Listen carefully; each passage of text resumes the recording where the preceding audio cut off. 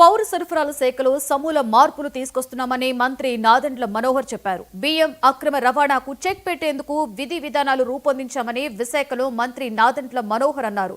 కాకినాడ నుండి ఎగుమతి అయ్యే ప్రతి వస్తువును క్షుణ్ణంగా పరిశీలిస్తూ 5,65,000 క్వింటాళ్ల బియ్యాన్ని స్వాధీనం చేసుకున్నట్లుగా మంత్రి చెప్పారు.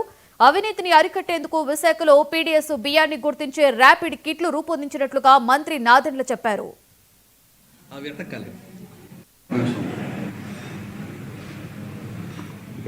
మన మీడియా అనుకోండి, అది ఏంటి ఏంటని చెప్పి దాన్ని చూపించాలి కదా. ఇప్పుడు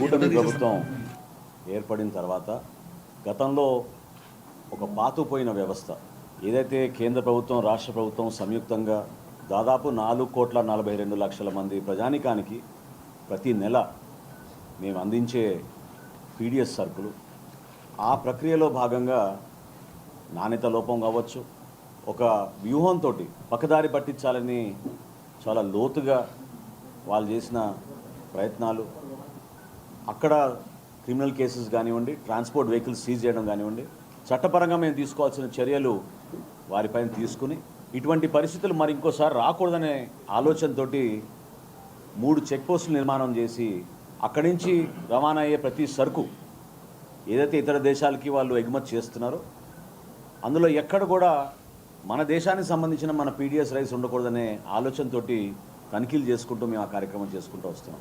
అవగాహనలో మాకు అర్థమైంది ఏంటంటే విశాఖపట్నం నుంచి కూడా చాలా సందర్భాల్లో ఇటువంటి కార్యక్రమాలు జరుగుతున్నాయని మా దృష్టికి వచ్చినప్పుడు, గతంలో కూడా నేను కంటైనర్ పోర్ట్ సందర్శించాను, జేసీ గారు ఉన్నారు అప్పుడు.